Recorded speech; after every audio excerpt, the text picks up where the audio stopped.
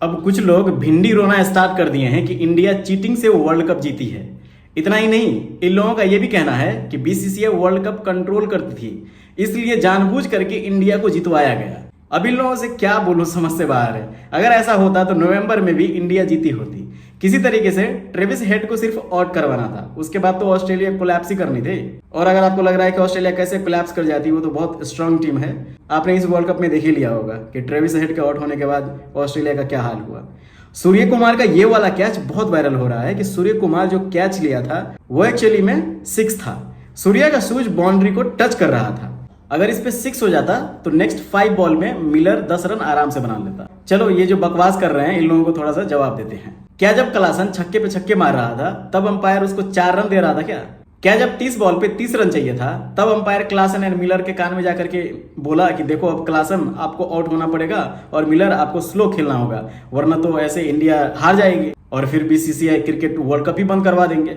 ऐसा नहीं बोला था ना। फिर क्लासन को कौन बोला कि जाओ वाइड स्लो बॉल को छेड़छाड़ करो? वो खुद किया ना।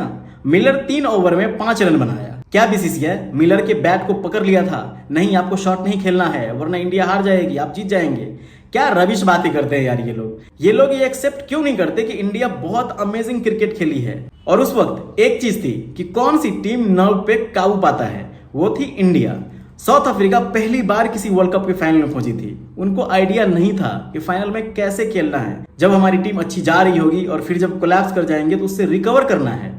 और सब अच्छा चलते चलते अचानक से क्लासन आउट हो गए तो साउथ अफ्रीका एक सेल में चली गई। बुमराह के 2 ओवर डर के मारे टच नहीं किए कि कहीं आउट हो गए तो, जिस वजह से बुमराह 12 बॉल में सिर्फ 6 रन दिए और इसलिए यानसन का विकेट भी डिफेंसिव खेलने के चक्कर में गया। अगर ये मिलर ठान लेता कि ये फाइनल है, करो मरो का सवाल है और बात लास्ट ओवर तक जाने ही नहीं देना है और वो बुमराह के भी ओवर में अटैक करने का ट्राई करता, या इसे छोड़ो जैसे अक्षर पटेल अटैकिंग खेल रहे थे and Virat Kohli anchor inning खेल रहे थे, कुछ उस तरीके से करता। यानसन कोई प्रॉपर बैट्समैन नहीं है। मिलर यानसन को बोलते कि तुम अटैक करो, अगर तुम आउट भी हो गए तो स्ट्राइक रोटेट करने के लिए रबादा महाराज है। तब भी ये साउथ अफ्रीका की गेम थी। तो क्या उस वक्त बीसीसीआई आकर के मिलर के थिंकिंग को ऑफ कर दिए थे? 28 बॉल पे 27 रन चाहिए था, उसको 18 पे 22 कर दिया, मतलब 12 बॉल में 8 रन बनाए। फिर 12 पे 20 करवा दिया, मतलब 6 बॉल पे सिर्फ 2 रन बनाए। फिर 6 बॉल पे 16 रन का टारगेट हो गया। अब बताओ कि बीसीसीआई ये प्लान जाकर के साउथ अफ्रीकन बैट्समैन को बताया था कि आप लोगों को ऐसे खेलना है, ऐसे चलना है।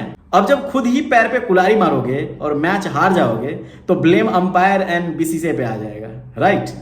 क्या बात है। ऐसे ही इंजमामुल हक भी ये कह रहे थे कि अर्शदीप का बॉल इतना स्विंग इसलिए हो रहा है क्योंकि कुछ बॉल के साथ छेड़छाड़ हो रही है, टेम्परिंग हो रही है, वगैरह वगैरह। और जब रोहित शर्मा ने इस पे जवाब दिया कि वो तो क्रिकेट खेले हैं, उनको ऐसी बातें नहीं करनी चाहिए, उनको तो पता होना चाहिए कि स्विंग सीम कैसे होता है, उस पे इंजमामुल हक ने कहा कि मुझे रोहित शर्मा ना सिखाएं कि स्विंग कैसे होती है, कैसे नहीं होती है। और ठीक ऐसे ही ओडीआई वर्ल्ड कप में पाकिस्तान गई हसन रजा ने कहा था कि इंडिया इतने कन्विंसिंगली इसलिए जीत रही है क्योंकि बीसीसीआई और आईसीसी इंडियन टीम को स्पेशल बॉल देते हैं जिससे सीम स्विंग खतरनाक होता है और बैटर खेल ही नहीं पाते। अगर ऐसा होता तो ऑस्ट्रेलिया 150 पे सिमट जाती और वो वर्ल्ड कप भी हमारा ही होता। और अगर सच में ऐसा ही होता, ऑस्ट्रेलिया किसी वजह से 150 पे सिमट जाती, तब तो पता नहीं ये लोग कौन कौन से एलिगेशन लगाते, कौन कौन से इंक्वायरी बिठाने की मांग करते। आखिर क्यों लोगों को यह सहन नहीं होता कि इंडिया कुछ सालों से गजब की क्रिकेट खेल रही है और 3-4 साल से इंडिया हर फाइनल में जा रही है, फिर भी वो फाइनल नहीं जीत रही है। अगर ऐसा होता, बीसीसीआई कंट्रोल करती है आईसीसी को, फिर तो सारा फाइनल ही हमारा होता। क्यों अपने टीम में कमी नहीं ढूंढते हैं ये लोग कि हमारे टीम में ऐसी क्या कमी है कि यूएसए से भी हम हार के जा रहे हैं, अफगानिस्तान कूट के जा रही है। वो तो अच्छा हुआ T20 वर्ल्ड कप इंडिया में नहीं हुआ, वरना पता नहीं क्या क्या एलिगेशन लगा देता है। एक बार सूर्या का कैच ध्यान से देखो, कहां से बाउंड्री टच कर रहा है ये बताओ। और नीचे जो ब्लैक दिख रहा है वो शैडो है और घास का शेड है, न कि बाउंड्री को टच हो रहा है। और हाँ, कुछ ये भी कह रहे हैं कि कैच के जस्ट पहले बाउंड्री को खिसकाया गया था। सच में, मतलब सूर्य कुमार को पता था कि मिलर यही मारने वाला है, इसलिए सिर्फ यहीं का बाउंड्री खिसकाओ, बाकी जगह कुछ नहीं छेड़छाड़ किए। क्या गजब की बेवकूफी वाली बात करते हैं ना कुछ लोग, कि समझ से बाहर है। अब जिनको लगता है कि सूर्या का शूज बाउंड्री से टच कर रहा है तो क्रिकेट का ये रूल पढ़ लेना, शायद नहीं पता हो। If the boundary is marked by means of an object that is in contact with the ground, the boundary will be the edge of the grounded part of the object which is the nearest the pitch। मतलब कि अगर boundary किसी भी तरह से चिन्हित किया जाता है, मार्क किया जाता है जो जमीन के संपर्क में है, तो बाउंड्री उस चीज के जमीन के नीचे वाले हिस्से का किनारा होगा जो पिच के नजदीक में है। इसलिए प्लीज भिंडी रोना बंद करो और ये मान लो कि इंडिया बहुत अच्छा क्रिकेट खेली है और वर्ल्ड कप जीती है।